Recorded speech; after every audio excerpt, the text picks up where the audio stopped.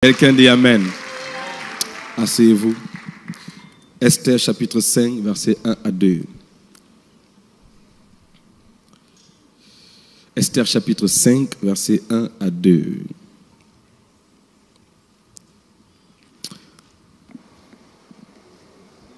Esther chapitre 5, verset 1. La Bible dit...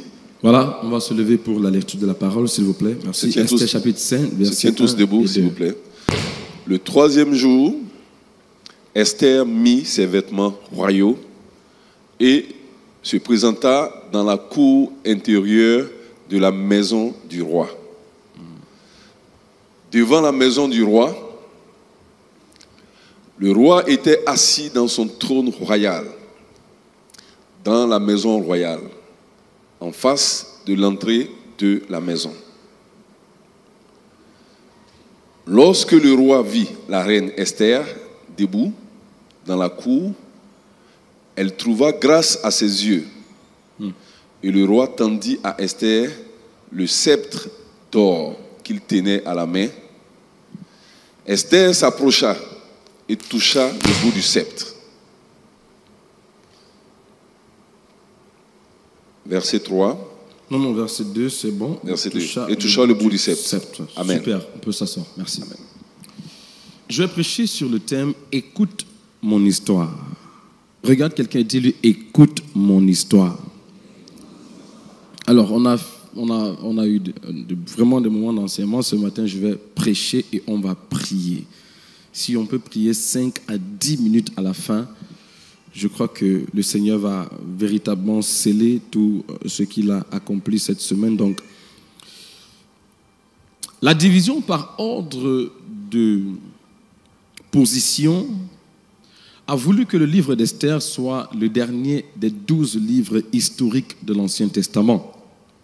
Qui plus est, ce livre est en sandwich entre deux livres très intéressants, notamment le livre de Néhémie et le livre de Job.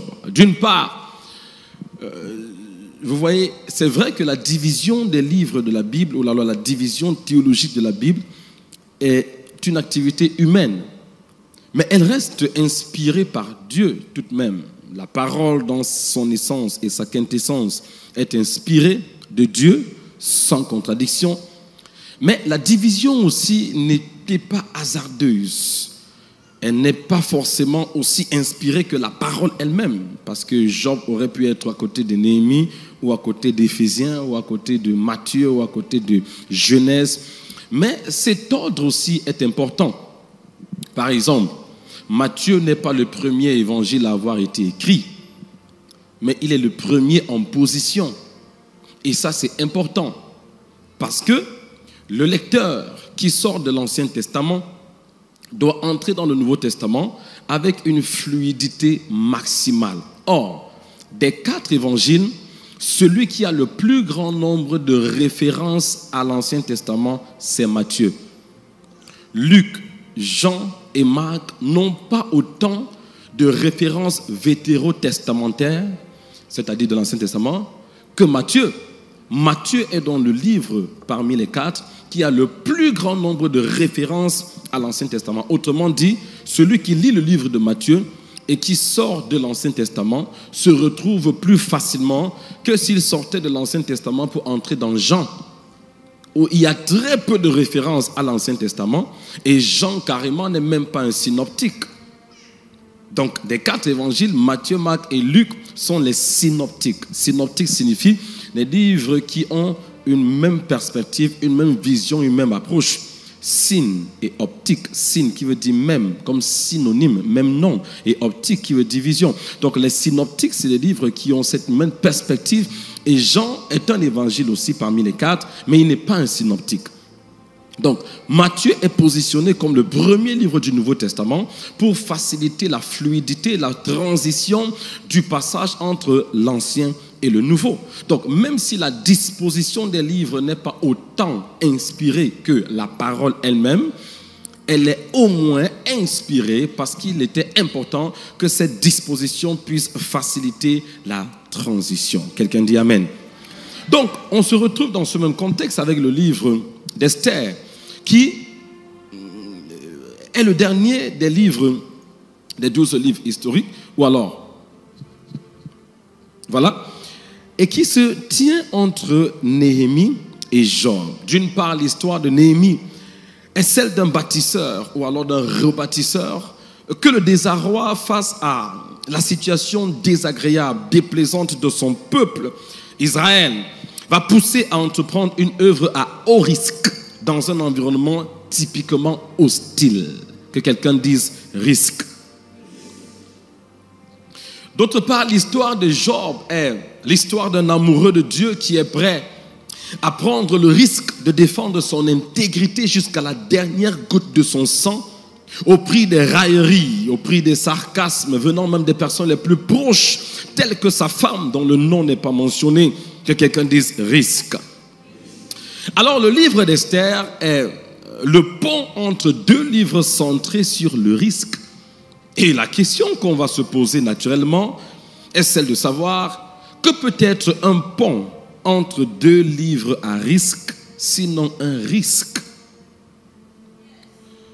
Parce que si un élément est entre deux risques, il est presque évident que cet élément lui-même soit un élément à risque.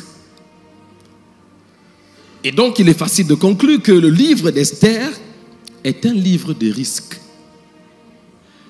Parce que s'il se trouve entre un Néhémie qui prend le risque de rebâtir dans un environnement hostile, avec les Sambala et les Tobija et tout le reste que ça comportait, et entre le livre de Job qui est le livre d'un homme qui prend le risque d'aimer Dieu, le risque de s'accrocher à son intégrité contre toutes les moqueries qu'il a subies, alors le livre d'Esther est nécessairement, indubitablement, fatalement un livre de risque. Et en fait, c'est facile de parvenir à cette évidence parce que du premier chapitre au dernier chapitre qui est le chapitre 10, le livre d'Esther est centré autour du risque. Que quelqu'un dise encore un risque. Parce qu'après avoir appris tout ce qu'on a appris, l'une des choses dont on aura besoin, c'est la capacité à prendre des risques. Parce que apprendre, c'est bien. Agir, c'est mieux.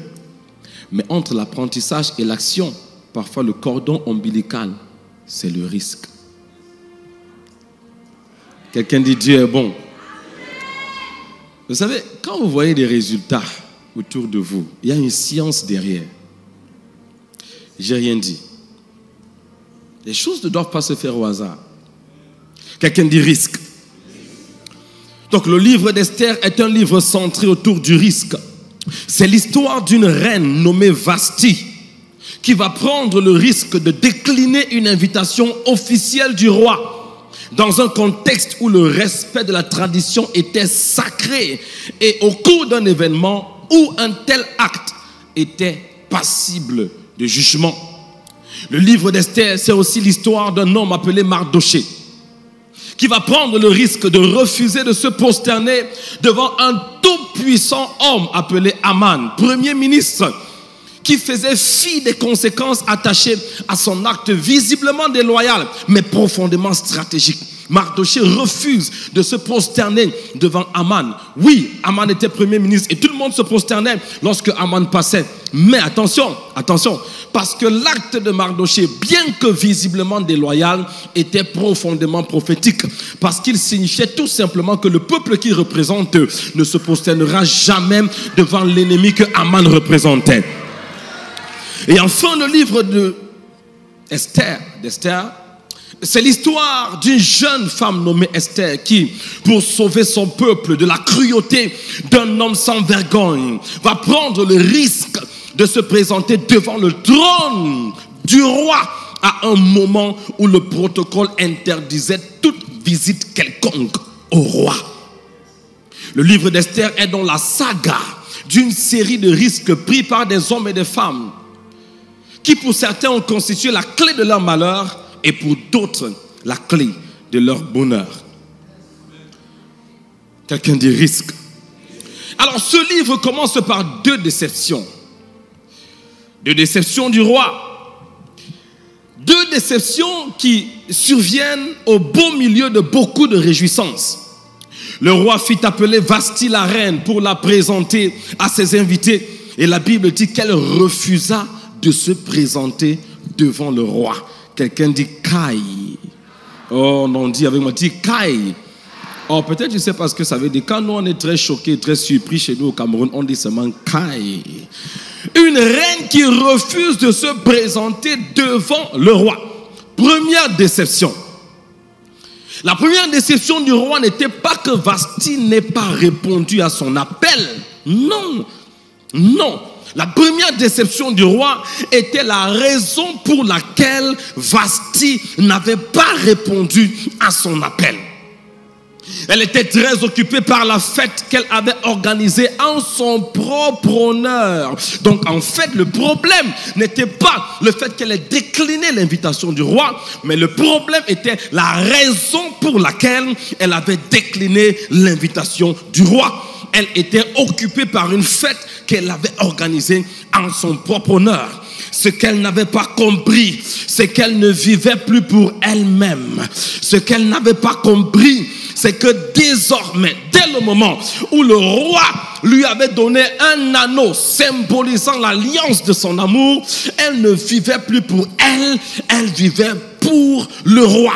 Et c'est ça que Vashti n'avait pas compris. Donc le roi a organisé sa célébration, Vashti a organisé sa célébration, et lorsque le roi l'a invitée, elle a refusé d'apparaître à l'invitation du roi parce qu'elle était occupée par sa propre fête. Oh que oui! Les hommes et les femmes qui vont atteindre le sommet en cette saison, les hommes et les femmes qui vont dominer en cette saison sont les hommes et les femmes qui ont compris qu'ils ne vivent plus pour eux-mêmes, mais qu'ils vivent pour le roi. J'ai envie de prêcher ce matin. Ce sont des hommes et des femmes qui ont compris qu'ils ne vivent plus pour eux-mêmes, mais qu'ils vivent pour le roi. Et c'est dans cette perspective que l'apôtre Paul va dire dans Galates 2, verset 20, j'ai été crucifié avec Christ. Et si je vis, ce n'est plus moi qui vis, mais c'est Christ qui vit en moi.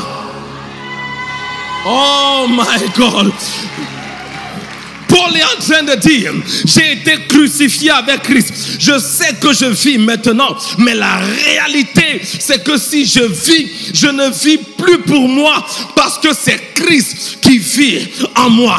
Les hommes et les femmes qui vont dominer en 2024 et pour toujours, c'est ceux qui vont cesser de vivre pour eux et qui vont migrer dans la dimension où ils vivent pour le roi. Va vers 3 personnes, donne-leur une main et dis-leur, je vis pour le roi. Mande parosha hapata. Dis à quelqu'un, je vis pour le roi. Et quand Paul dit, j'ai été crucifié avec Christ, et maintenant si je vis, c'est Christ qui vit en moi. Paul est en train de dire quelque chose d'important. Est-ce que je peux avoir une personne ici rapidement? Une personne, je vais illustrer quelque chose. Voici ce que Paul est en train.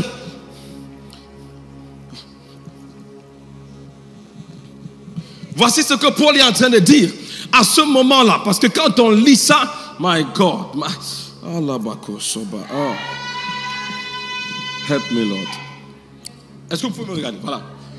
À l'époque, à ce moment-là, lorsqu'on voulait, lorsque quelqu'un était mort à cause d'une autre personne, et puisqu'on tuait par crucifixion pour certains crimes, lorsque quelqu'un était mort à cause de vous, et qu'on se rendait compte qu'il est mort à cause de vous et qu'on veut vous punir, on vous prenait, on vous amenait à la croix où la personne a été crucifiée.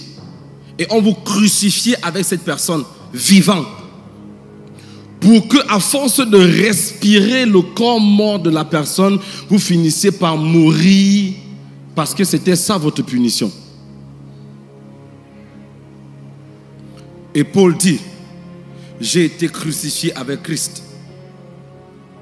Autrement dit, Paul dit, Christ est mort à cause de moi. Et on m'a pris, on m'a donc crucifié avec lui pour que en respirant sa mort que je meure à cause de mon péché. Mais seulement dans le cas des hommes, quand on te crucifie avec celui dont tu as causé la mort, au fur et à mesure que tu respires son corps mort, tu meurs. Mais quand moi je suis crucifié avec Christ, je respire son corps mort, mais ça ne me donne pas la mort. Il dit donc j'ai été crucifié avec Christ, mais je vis. Non, non, non, c'est nous qui n'avons pas compris ça. Paul dit, j'ai été crucifié avec Christ en temps normal parce que Christ est mort. Moi aussi, je dois mourir. Mais la différence avec Christ, c'est que sa mort ne donne pas la mort. Sa mort donne la... Oh, je prophétise dans la vie de 10 millions de personnes. La mort de Christ apporte la vie ce matin. Tu ne mourras pas, mais tu vivras et tu déclareras les œuvres de l'Éternel. Tu ne mourras pas et tu vivras et tu déclareras les œuvres de l'Éternel. Donne signe à quelqu'un, dis-lui, je vis pour le roi. Je viens prophétiser dans la vie de quelqu'un. En 2024, ne vis pas n'importe comment. Vis pour le roi. Dis à ton voisin, voisin, je ne sais pas pour qui tu vis. Oh, regarde quelqu'un, dis-lui, voisin, je ne sais pas pour qui tu vis. Mais en ce qui me concerne, je vis pour le roi. Tu peux vivre pour ta femme. Moi, je vis pour le roi. Tu peux vivre pour ton mari. Mais je vis pour le roi. Tu peux vivre pour tes affaires. Mais je vis pour le roi. Où est le batteur? Tu peux vivre pour tes business. Mais je vis pour le roi. Dis à quelqu'un, je vis pour le roi. Oh, dis ça à 3 personnes. Dis à 3 personnes. Dis à 3 personnes. Dis, je vis pour le roi. Mentez pas. Je libère sur quelqu'un ce matin la grâce pour vivre pour le roi. Reçois la grâce pour vivre pour le roi. Reçois la capacité de vivre pour le roi. Reçois l'intelligence de vivre pour le roi. À partir d'aujourd'hui, quand tu sors de ce culte ce matin, quel que soit ce qui t'arrive, dis, je vis pour le roi. Si je respire, c'est pour le roi. Si je m'habille, c'est pour le roi. Si je mange, c'est pour le roi. Si je voyage, c'est pour...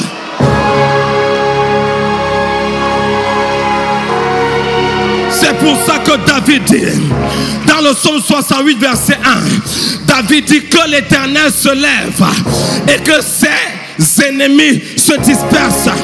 Non, évangéliste Joël, moi j'ai un problème avec David. David, je croyais que David aurait dû dire que l'Éternel se lève et que mes ennemis se dispersent. Généralement, c'est comme ça que nous prions. Seigneur, lève-toi et que mes ennemis se dispersent. Non, j'ai lu, j'ai relu, j'ai encore lu. Et David dit que l'Éternel se lève, que ses ennemis. En d'autres termes, David sait que Dieu, dans son omnipotence, dans son omniscience, dans son omniprésence, ne peut pas avoir d'ennemis. Il sait que Dieu ne peut pas avoir d'ennemis parce que tu n'as pas la capacité d'être l'ennemi de Dieu.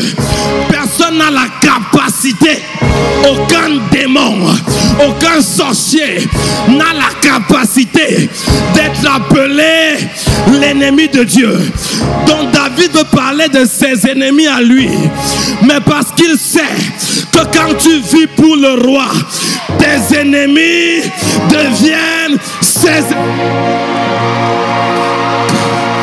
Aïe à la bataille.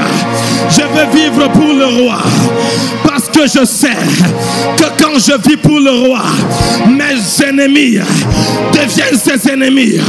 Quand je vis pour le roi, oh my God, où est ABMCI? Quand je vis pour le roi, mes adversaires deviennent ses adversaires. Quand je vis pour le roi, mes problèmes deviennent ses problèmes. Quand je vis pour le roi, mes factures deviennent ses factures. Quand je vis pour le roi, la salle de congrès devient sa...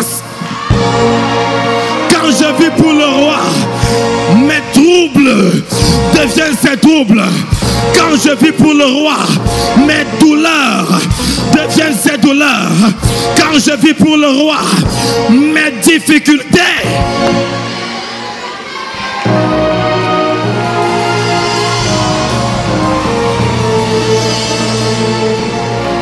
demande à quelqu'un pour qui vis-tu? Pour qui vis-tu? Pour qui vis-tu? Demande à quelqu'un pour qui vis-tu? Je ne sais pas ce qui te concerne, mais en ce qui me concerne, je vis pour le roi. Élève ta voix, dis avec moi, je vis pour le roi. Argent ou pas argent, je vis pour le roi. Mariage ou pas mariage, je vis pour le roi. Promotion ou pas promotion, je vis pour le roi. Écoute-moi bien.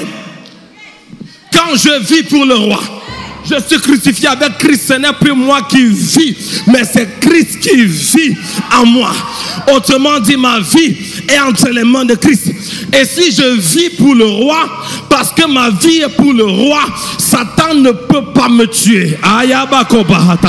Je déclare dans la vie de quelqu'un ce matin, parce que tu vis pour le roi, Satan ne pourra pas te tuer. La maladie ne peut pas te tuer. Aucun accident ne peut te tuer. La seule personne qui peut prendre ta vie, c'est le roi. C'est le roi.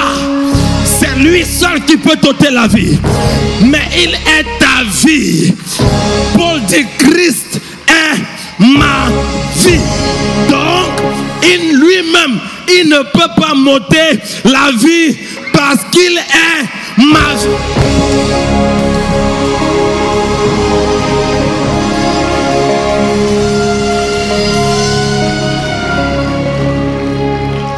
Là, assortons ça.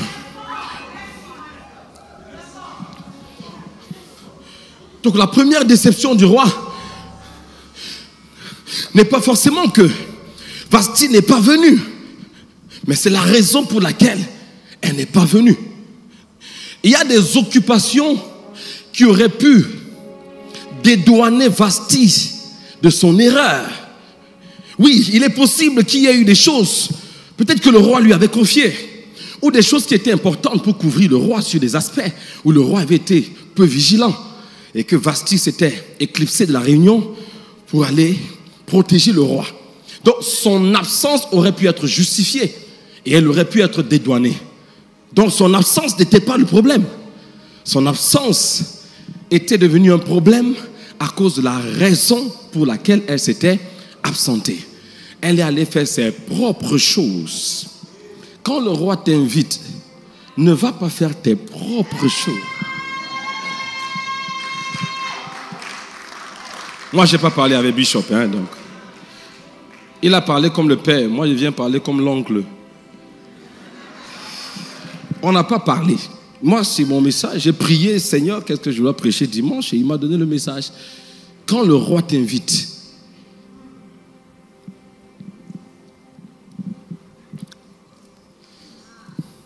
est-ce que je peux ouvrir une petite parenthèse entrepreneuriale? Vous savez, c'est mon autre casquette, donc par défaut, ça sort de temps en temps. Il y a ce slogan, on dit, le client est roi. Je parle aux entrepreneurs, chefs d'entreprise.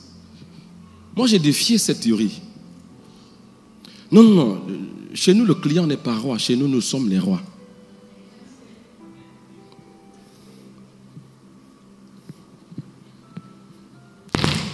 Je ne parle pas des rois de la Bible que nous sommes rois des rois. Je dis dans le business.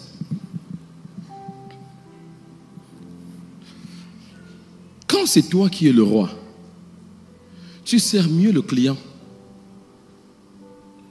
Parce qu'un roi ne peut pas venir chez toi et tu ne sais pas exactement ce que le roi veut, tu vas mal le servir. Or, on sait rarement ce que le client veut. Parce que parfois même le client lui-même, il ne sait pas ce qu'il veut. Les entrepreneurs savent de quoi je parle. Tu lui présentes une télé Samsung, une télé LG, une télé Sony, une télé... Vraiment, il est perdu, il ne sait pas exactement. Il veut combien de pouces, il veut quoi, il veut ça, l'âge, il veut l'écran. Il est perdu dans tout ce que tu lui présentes parce qu'il ne sait pas. Il passe toute une journée pour acheter tout simplement un électronique. Il ne sait pas ce qu'il veut. Et toi, même parfois, tu ne sais pas ce que tu veux, ce que le client veut. Et quand tu ne sais pas ce que le client veut, si le client est le roi, tu vas mal le servir. Et c'est pourquoi nous servons mal les clients. Parce que nous ne savons pas ce qu'ils veulent. Et donc, c'est toi le roi. Quand tu es le roi, 1, tu fais tout pour savoir ce que ton sujet veut, qui est le client. 2, quand un client vient se faire servir par un roi, il est servi royalement. Et quand quelqu'un est servi royalement, il a envie de revenir. Donc fais de toi le roi, que le client vienne vers le roi. On dit, ici nous sommes rois et nous vous servons royalement. Bon, c'était un coaching gratuit,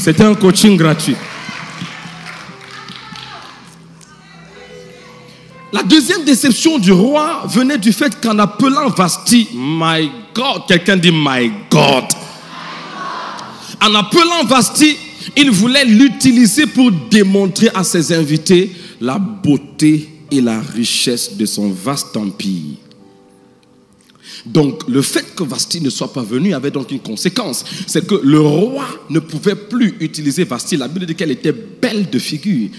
Donc le roi voulait l'utiliser pour démontrer la beauté de son empire, pour démontrer la richesse de son empire. Vous vous souvenez bien de ce que la Bible dit? Une preuve encore que la richesse d'un homme est vue par son épouse. Et nous sommes l'épouse de Christ, donc la richesse de Christ doit être vue par l'Église. Si les gens veulent définir à quel point Dieu est riche, qu'ils viennent seulement à ABMCI. C'est ce qui doit être. Et donc beaucoup d'entre nous ignorent ce fait. Le plan de Dieu a toujours été d'utiliser l'Église pour démontrer au monde sa splendeur, sa beauté et sa richesse. Vashti a commis cette erreur, mais toi tu ne la commettras pas. Parce que pendant que je parle maintenant, je vois quelqu'un ici que Dieu va utiliser pour démontrer au monde qu'il est le Dieu de sagesse. Dieu va t'utiliser pour démontrer au monde qu'il est le Dieu de prospérité. Quelqu'un d'autre, Dieu va t'utiliser pour démontrer au monde qu'il est le Dieu de miracles. Il y a quelqu'un d'autre sous le son de ma voix que Dieu va utiliser pour démontrer qu'il est le Dieu d'abondance. Quand les gens voudront la définition du mot abondance, c'est dans ta vie qu'ils vont venir chercher la définition. Non, un temps arrive où la définition de la prospérité ne sera plus dans le dictionnaire. La définition du succès ne sera plus dans le dictionnaire.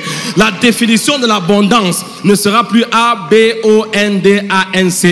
Mais la définition de l'abondance sera Alliance biblique missionnaire. Ah, je croyais que je parlais. Quelqu'un dit Amen. Quelqu'un dit Amen. L'histoire d'Esther, c'est l'histoire d'une femme qui a fait preuve de la bonne gestion de sa dualité. Quelqu'un me dit dualité. D'une part, Esther, écoutez attentivement, d'une part, Esther était assez intelligente pour être une première dame dans l'empire le plus puissant. Et d'autre part, elle était assez sage pour rester loyale à celui qui l'avait bâti. D'une part, je parle de la dualité d'Esther. D'une part, Esther était assez belle de figure pour attirer l'attention du roi. Et d'autre part, elle était assez belle de caractère pour préserver son identité au milieu des réjouissances dans le palais du roi. D'une part, Esther était assez puissante pour inviter le roi à 2 banquets consécutifs sans se faire questionner par celui-ci. Et d'autre part, elle était assez humble pour répondre à l'appel de son peuple en temps de crise. Oh, combien Dieu voudrait nous investir de sa puissance et de sa gloire. Si seulement, comme Esther, nous parvenons à développer la capacité de gérer la dualité du pouvoir et du devoir. La dualité de la dignité et de l'humilité. La dualité de la richesse et de la sagesse. La dualité de l'honneur mais du labeur. La dualité de la présidence des hommes et la présence de Dieu. Mais mon cœur est dans la joie parce que pendant que je parle, Dieu me permet de voir des Esther monter en puissance. Et ce matin, l'onction d'Esther est disponible. La grâce de devenir comme Esther est disponible. Je proclame ce matin, reçois la grâce de pouvoir gérer le pouvoir et le devoir. Oh, c'est une onction que je libère ce matin parce qu'elle est rare. Dieu veut nous investir de sa puissance et de sa gloire, mais parfois nous n'avons pas la capacité de gérer les deux. Je relâche en ce matin de manière prophétique la grâce pour pouvoir gérer la dignité et l'humilité. La grâce pour gérer la richesse et la sagesse. La grâce pour gérer l'honneur et le labeur. Donne-moi un amen. La grâce pour gérer la présidence des hommes et la présence de Dieu. Donne-moi un amen comme le tonnerre. L'histoire d'Esther, c'est aussi l'histoire d'une femme qui avait compris que l'avenir ne se trouve pas dans ce qui est perdu, mais dans ce qui est perçu. L'histoire d'Esther, c'est aussi l'histoire d'une femme qui avait compris que l'avenir ne se trouve pas dans ce qui est perdu. L'avenir se trouve dans ce qui est perçu. Esther était orpheline de père. C'est ce qu'elle avait perdu. Esther était orpheline de mère. C'est ce qu'elle avait perdu. Esther avait perdu tout sur le plan social. Elle avait perdu l'amour. Elle avait perdu l'attention. Elle avait perdu la famille. Elle avait perdu le sens d'un avenir sûr et certain. Mais une seule chose lui restait. Une relation capitale appelée Mardoché. Et c'est au travers de cette seule relation que son étoile a brillé. Tu peux croire que tu as tout perdu, mais sache qu'il te reste toujours une chose. C'est le principe spirituel du faible reste. La Bible dit, même si l'Éternel aura détruit tout, il y aura un faible reste. C'est le principe de la régénération et le principe de la perpétuation du cycle de vie. La durabilité universelle de la vie est impossible sans le principe du faible reste. Donc, quel que soit le point auquel Dieu a détruit un homme, il y aura toujours un élément que Dieu va laisser, à partir duquel Dieu peut reconstruire, reconstituer, régénérer, redynamiser cet homme et lui donner un avenir. Je ne sais pas ce que tu as perdu, mais écoute-moi bien, ton avenir n'est pas dans ce que tu as perdu, ton avenir est dans ce que tu as perçu. Est-ce que je peux parler aux chantes? Ton avenir n'est pas dans ce que tu as perdu. Ton avenir est dans ce que tu as perçu. Ah, dis cela à deux personnes. Ton avenir n'est pas dans ce que tu as perdu. Ton avenir est dans ce que tu as perçu.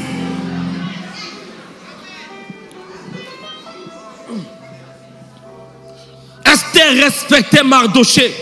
Esther honorait Mardoché. Esther écoutait Mardoché parce que Mardoché était tout ce qui lui restait. Et je pouvais entendre Esther dire à Satan, Satan, tu as pris mon père, tu as pris ma mère, tu as pris mes frères, mais tu ne me prendras pas Mardoché. Quand tu identifies ton Mardoché, il faut le protéger, il faut l'écouter avec sincérité, il faut le suivre sérieusement, parce que si Mardoché est tout ce qui te reste, alors Mardoché est ce que tu as perçu. Et écoute-moi bien, ce que tu as perdu peut être retrouvé dans ce que tu as perçu. L'erreur que le diable avait commise dans la vie d'Esther, c'est de laisser Mardoché en vie. L'erreur que Satan a commise dans ta vie, c'est qu'il a laissé ton Mardoché en vie. Et parce que ton Mardoché est en vie, le palais t'attend. Le palais t'attend. Mardoché pourrait représenter ta vie de prière. Mardoché pourrait représenter ta vie de sanctification. Mardoché pourrait représenter ta joie. Tu dois dire à Satan, Satan, tu as pris mon travail. Satan, tu as pris mon argent. Tu as brisé mes business, mais tu ne prendras pas ma vie de prière. Oh, il faut que tu identifies ton Mardoché. Est-ce que je parle à quelqu'un ce matin? Identifie ton Mardoché. Je sais qu'on t'a renvoyé de ton travail. Je sais que ton mariage a même quelques problèmes. Je sais que sur le plan professionnel, tu as des difficultés. Je sais que tu as perdu une grande somme d'argent. Mais ce matin, Dieu te dit que l'avenir n'est pas dans ce que tu as perdu, mais l'avenir est dans ce que tu as perçu. Et Dieu te donne un Mardoché. Mardoché, c'est ta vie de prière. Tu peux perdre tout, mais dis à Satan, j'ai perdu mon argent, j'ai perdu mon boulot, j'ai perdu mon business, mais tu ne me prendras pas ma vie de prière. Quelqu'un doit dire à Satan ce matin, tu as pris ma famille, tu as pris mes affaires, tu as pris ce que j'avais prévu et préparé, tu as pris les projets que j'avais développés, mais tu ne prendras pas ma joie. Parce que ma joie, c'est mon Mardoché. Et avec ce Mardoché, je vais arriver au trône. Avec ma joie, je puiserai des eaux aux sources du salut.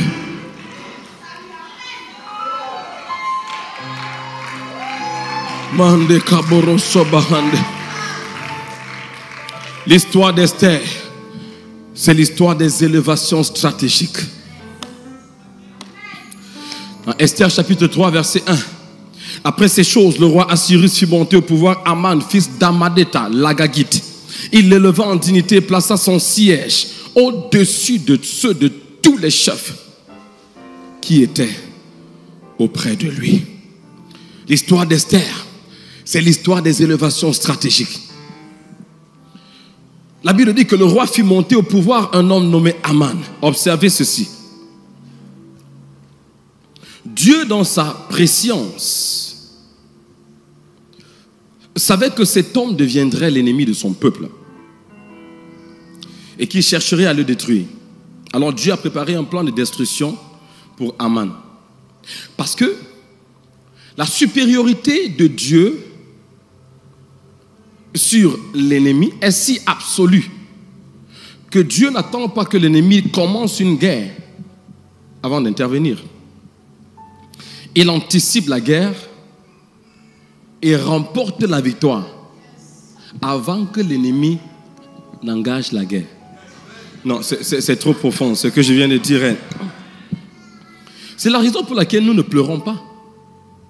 Parce que nous avons compris ça. Que quand Satan engage une guerre dans ta vie, sache ceci.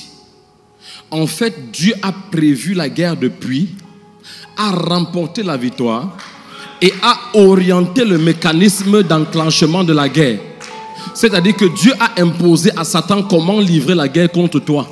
Pour que sa guerre corresponde au plan de secours qu'il a déjà mis en place avant que l'ennemi n'arrive.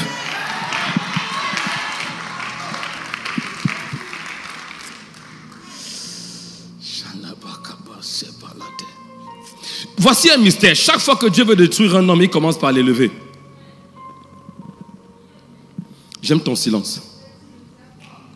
Chaque fois que Dieu veut détruire un homme, il commence par l'élever. Pourquoi? La vitesse et l'ampleur de la chute d'un objet. Oh, évangéliste Joël, tu comprends trop vite. Il comprend toujours trop vite. Il est déjà, avant que je n'atterrisse, il est déjà arrivé. La vitesse et l'ampleur de la chute d'un objet sont définis par la hauteur à laquelle cet objet se trouvait avant la chute.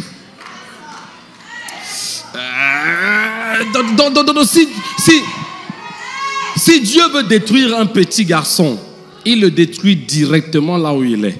Et si Dieu veut détruire un homme sans influence, il le détruit directement là où il est. Mais quand Dieu veut véritablement détruire un homme, il sait que s'il te détruit là où tu es, ta chute ne sera pas bruyante. Il commence par t'élever. Parce que la vitesse et l'ampleur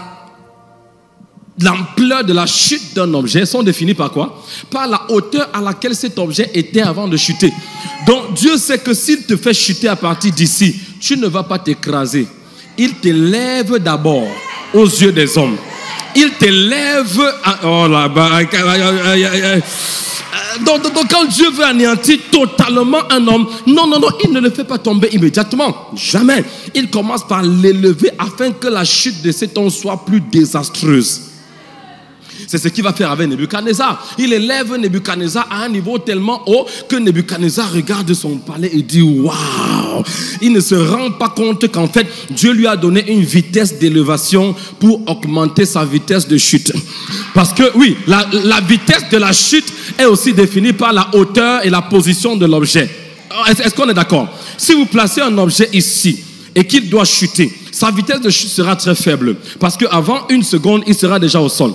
Mais si vous le levez là très haut et vous le laissez tomber, plus c'est en train de descendre par la loi de l'impétus gravitationnel des forces de la gravité, l'objet va se retrouver en train d'accélérer. Et plus l'accélération est grande, plus la vitesse est élevée. Et plus la vitesse est élevée, plus grande sera la chute. Il y a quelqu'un dans ton lieu de service. Tu sais que c'est un méchant. Tu sais que c'est un sorcier. Mais il ne fait que monter. Et tu dis à Dieu, Seigneur, pourquoi? Seigneur, anéantis-le. Seigneur, détruis-le. C'est comme si plus tu pries, plus on l'élève. Il était chef de bureau. Et il était un méchant rosicrucien ou franc-maçon. Et tu as prié et on l'a élevé chef de service. Tu as prié, on l'a élevé sous-directeur. Tu as jeûné, il est même déjà directeur. Tu ne fais que prier. Et la semaine passée, on l'a fait directeur sous-régional. Et tu demandes à Dieu pourquoi tes prières ne marchent pas. Non, tes prières marchent. Dieu est en train de l'élever. Afin que quand il va chuter,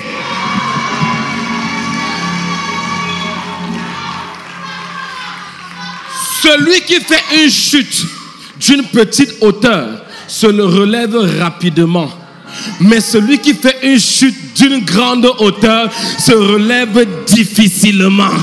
Donc Dieu ne veut pas le faire tomber au niveau de chef de service. Non. Dieu élève Aman. Il élève Aman. Et quand Aman est suffisamment élevé, Dieu intervient. Le temps arrive en 2024.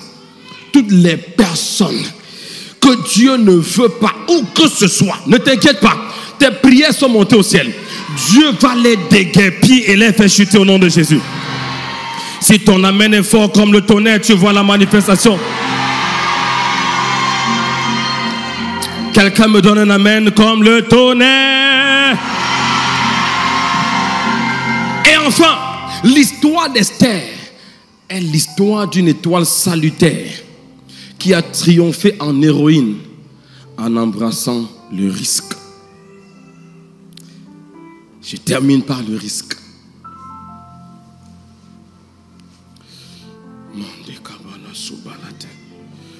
L'histoire d'Esther, c'est l'histoire d'une étoile salutaire qui a triomphé en héroïne en embrassant le risque.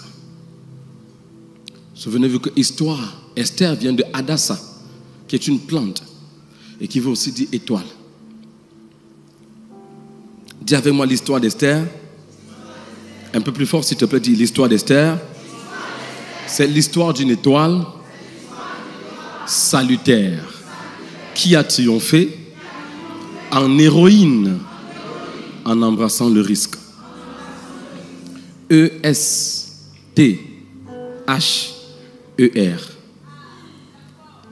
Étoile salutaire qui a triomphé en héroïne en embrassant le risque. Dans Esther 4,16, Esther va dire à Mardoché: va, rassemble tous les Juifs qui se trouvent à Suse et jeûnez pour moi, sans manger ni boire pendant 3 jours, ni la nuit ni le jour. Moi aussi je jeûnerai avec mes servantes. Je jeûnerai de même avec mes servantes. Puis j'entrerai chez le roi malgré la loi. Et si je dois périr, je périrai. Quelqu'un dit risque. Il y a un baptême de l'esprit divin des risques ce matin. C'est-à-dire que les personnes, quand vous lisez Hébreux chapitre 11, les héros de la foi, ce que l'écrivain du livre des Hébreux va appeler au chapitre 12, la nuée de témoins. Chapitre 12, verset 1. Voyant aussi que nous sommes environnés d'une si grande nuée de témoins. De quelle nuée de témoins parle-t-il? De toutes les personnes qu'il a énumérées dans Hébreux chapitre 11. Les Gédéon, les Jephthé, les Moïse, les Noé, les Abraham et le reste.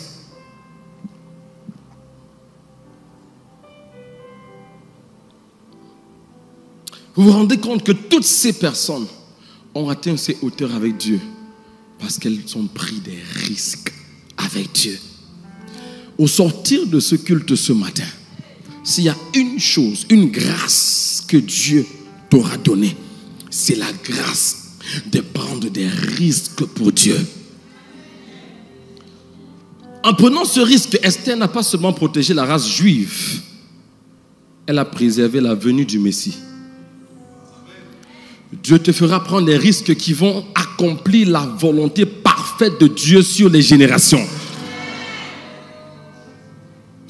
Madame, monsieur, cher bien-aimé de ABMC, je viens défier quelqu'un qui veut réussir. Je viens défier quelqu'un qui veut conquérir. Je viens défier quelqu'un qui veut dominer.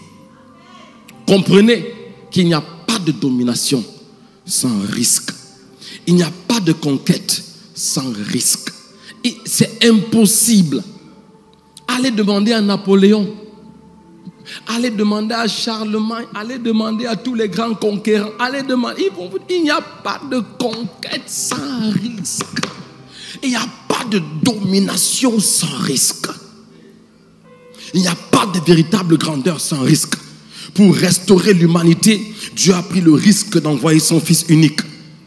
Pour racheter l'homme, Jésus a pris le risque d'aller donner sa vie à la croix. Personne ne peut atteindre la grandeur sans appliquer le principe du risque. Personne. Je dis bien personne. Si Dieu l'a fait, qui sommes-nous pour croire que nous pouvons atteindre les cimes de la vie, du succès, de la grandeur, de la réussite, de la domination, si nous ne sommes pas prêts à engager le principe du risque? Toute la vie elle-même, en fait, est bâtie autour du principe du risque. Toute la vie est bâtie autour du principe du risque. Vivre, c'est prendre le risque de mourir. Comme on a. Quelqu'un me dit amen. Vivre, c'est prendre le risque de mourir. Aimer, c'est prendre le risque de ne pas être aimé en retour. Investir dans les affaires, c'est prendre le risque de perdre son argent. Voyager, c'est prendre le risque de faire un accident. Pleurer, c'est prendre le risque d'être mal compris. Rire, c'est prendre le risque d'être accusé de moqueur. Jeûner, c'est prendre le risque d'être taxé de trop spirituel. La vie, dans sa quintessence, est un risque. Alors, refuser de prendre des risques, c'est refuser de vivre.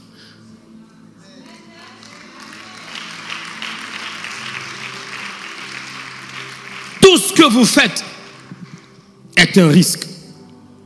Alors si vous voulez devenir des héros pour Dieu et dominer, je parle dominer pour Dieu, dominer avec Dieu, il est temps de prendre des risques pour Dieu et de parler comme Esther. Si je dois périr, je périrai. Observez ceci pendant que je conclue. Est-ce que quelqu'un est béni? Maintenant, observez ceci. Esther décide d'aller rencontrer le roi à un moment où il ne le fallait pas. Mais elle n'avait pas de choix parce que le décret portant sur la destruction de son peuple devait avoir effet immédiat. Il existait une loi portant atteinte aux peines de mort contre quiconque, homme ou femme, entrerait chez le roi dans la cour intérieure sans avoir été au préalable appelé ou convoqué. Et selon cette loi, n'avait la vie sauf que celui-là à qui le roi tendrait le sceptre d'or. De plus, Esther n'avait pas été appelée dans la cour du roi depuis 30 jours. Et ceci était une stratégie de l'ennemi dans le règne spirituel. Parce qu'il existe une loi selon laquelle en 21 jours on fait une alliance ou on acquiert une habitude. Et en 30 jours on rompt une alliance ou on rompt avec une habitude. C'est une loi. Allez demander aux contemporains de Daniel. Pourquoi? Vous savez, il y a toujours 2 ou 3 pour établir une vérité fondamentale. Allez demander aux contemporains de Daniel. Pourquoi ils ont dit au roi de signer un décret que personne ne prie un autre Dieu en dehors du Dieu babylonien pendant 30 jours. Pourquoi pendant 30 jours? Tu peux prier après les 30 jours. Mais ce qu'on dit, Daniel ne prie pas Dieu pendant 30 jours. Parce qu'il savait qu'il y a une loi spirituelle. On acquiert une habitude en 21 jours, on crée une alliance en 21 jours, on perd une habitude en 30 jours, on brise une alliance en 30 jours. Il savait que si Daniel fait 30 jours sans invoquer son Dieu, il a brisé son alliance dans le règne spirituel avec Dieu.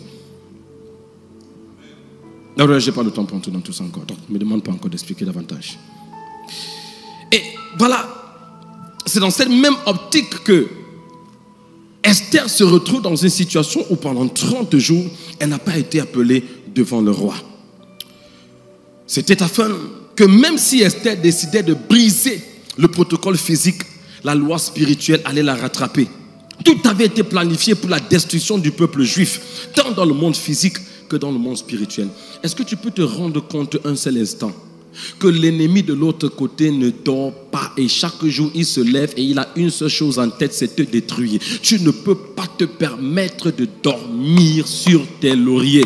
Tu ne peux pas te permettre de t'endormir. Regardez comment tout était ficelé dans le règne spirituel. C'est-à-dire que dans le règne spirituel, tout était organisé pour détruire le peuple juif. Dans le règne naturel, tout était organisé pour détruire le peuple juif. Donc, tandis que Aman était chargé de fomenter le plan sur le plan physique, dans la dimension physique, les principautés étaient chargées d'orchestrer le plan dans le monde spirituel. Pour vaincre ces deux dimensions, Esther va utiliser deux armes. La première arme qu'elle va utiliser, c'est le jeûne. La deuxième arme, c'est le risque. Par le jeûne, elle va vaincre dans la dimension spirituelle. Et par le risque, elle va vaincre dans la dimension physique. Voici Esther au 3e jour de son jeûne. Il est temps d'aller rencontrer le roi. Esther met ses vêtements royaux et s'approche de la cour intérieure du roi. Si le roi lui tend le sceptre, elle a la vie sauve. S'il ne le fait pas, son décret de mort est signé. Ses servantes ont jeûné. Mardochée a jeûné. Le peuple a jeûné. Ils attendent impatiemment dans l'antichambre, dans un silence ahurissant qui laisse entendre les battements du cœur du peuple désespéré. À l'entrée du palais où se trouvent les serviteurs, Mardochée intercède, le cœur déchiré et les vêtements déchirés. Dans les rues, toute la communauté juive honore par leur méditation et leur prière la bravoure d'une femme dont l'acte héroïque restera à jamais gravé dans les annales des prouesses de l'histoire. Écoute mon histoire. C'est Esther qui te parle. Esther avance vers la porte où elle doit paraître devant le roi. Chaque pas qu'elle fait transcrit une ligne de l'histoire qu'elle écrit. Et voici venu le moment de vérité. Fini les caprices de son cœur confus et désespérant.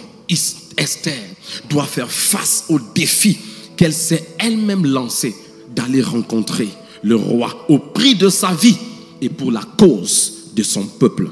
Soudainement, la voici devant la porte du roi, face à face avec celui qui a le pouvoir de vie ou de mort sur le minuscule élément qu'elle représente dans son vaste empire. Que va-t-il faire? Va-t-il lui tendre le sceptre d'or ou va-t-il déclarer sa sentence de mort?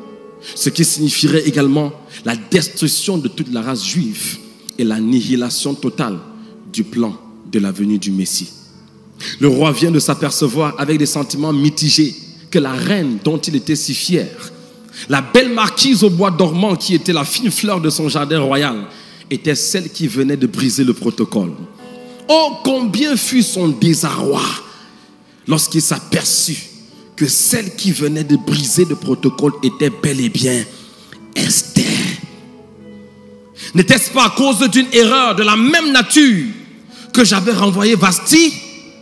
Pourquoi serais-je plus indulgent envers Esther? Pour éviter l'anarchie, les rois établissent des lois et doivent être les premiers exécutants de ces lois. Esther, je t'aime beaucoup pour te faire subir ce châtiment. Mais mon amour pour toi ne saurait surpasser les lois immuables que j'ai établies dans mon royaume et qui en constituent le socle et le système de perpétuation. À ce moment précis de l'histoire, un personnage entre en scène. Pourtant, son intérêt dans toute l'énigme est le plus important. Si toute la race juive est effacée, des pièces du puzzle seront manquantes et le jeu sera totalement fauché. Parce que selon son plan, il y a un homme qu'il enverra pour sauver le monde entier. Et cet homme viendra de la tribu juive. Et si la race juive est éteinte maintenant, ce plan sera totalement détruit. Madame, monsieur, C'est à ce moment critique de l'histoire que cet homme, voyant son intérêt futur en jeu, décide d'entrer dans le jeu. Le Dieu qui ne sommeille ni ne dort fait irruption sur la scène, pas seulement pour défendre son peuple, mais pour préserver l'intégrité de son plan futur. Et une vérité fondamentale émerge ici. Dieu ne nous délivre pas seulement du malheur quand nos vies sont en danger. Il nous délivre également du malheur quand son plan est en danger. Ce qui signifie que même lorsque je prends des risques que j'ai pris, même si mes risques mettent ma vie en danger, Dieu me délivrera pas seulement parce que ma vie est en danger, mais parce que ma vie qui fait partie de son plan met son plan en danger. Donc, je peux me permettre de prendre des risques pour Dieu. Je peux me permettre de prendre des risques financiers pour donner certaines choses à Dieu. Je peux me permettre de prendre des risques pour aller même commencer une œuvre missionnaire où il n'y a pas d'église pour Dieu.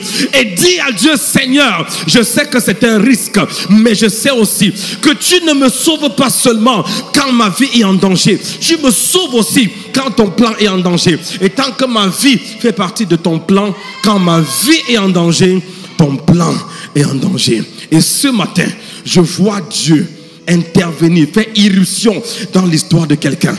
Tiens-toi sur tes pieds. Je vois Dieu faire irruption dans la vie de quelqu'un. Je vois Dieu faire irruption, et la grâce que tu vas demander à Dieu, c'est Seigneur, donne-moi la grâce de prendre des risques qui me font passer du niveau où je suis au niveau où tu veux que je sois. L'histoire d'Esther, c'est l'histoire du risque. Ce matin, tu vas prier et dire à Dieu, Seigneur, baptise-moi. C'est pas seulement une prière, une simple prière. Baptise-moi de la capacité spirituelle de prendre des risques pour toi. Est-ce que tu peux lever les mains et faire cette prière en 1 minute? Seigneur, j'ai écouté, j'ai été formé, j'ai appris, j'ai été enseigné, mais maintenant il me reste une chose, la capacité de prendre des risques pour toi. Non pas n'importe quel risque, mais des risques pour Dieu, parce que je sais que je sais que quand je prends des risques pour Dieu, Dieu va intervenir, parce qu'on ne réussit pas, on n'atteint pas la grandeur, on n'atteint pas le sommet sans risque. On n'atteint pas le sommet sans prendre des risques. On n'atteint pas la domination sans prendre des risques. Aller dominer un territoire, c'est prendre le risque de se faire dominer. Aller conquérir un peuple, aller conquérir une terre, aller conquérir un domaine, c'est prendre le risque de ne pas réussir cette conquête et d'être plutôt conquis. Donc quelqu'un doit développer l'esprit de risque, prendre la grâce, demander à Dieu la grâce de prendre des risques pour Dieu. Des risques pour Dieu, des risques inspirés par l'Esprit de Dieu, des risques inspirés par la parole de Dieu, des risques inspirés par le plan de Dieu, des risques inspirés par l'amour pour Dieu.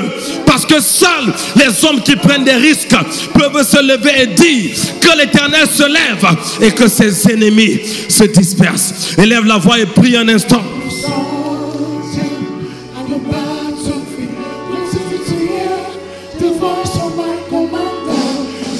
If you call my name, I will answer immediately. I am the soldier of the battlefield. Until to hear the voice of my commander. Jesus, if you call my name, I will answer immediately.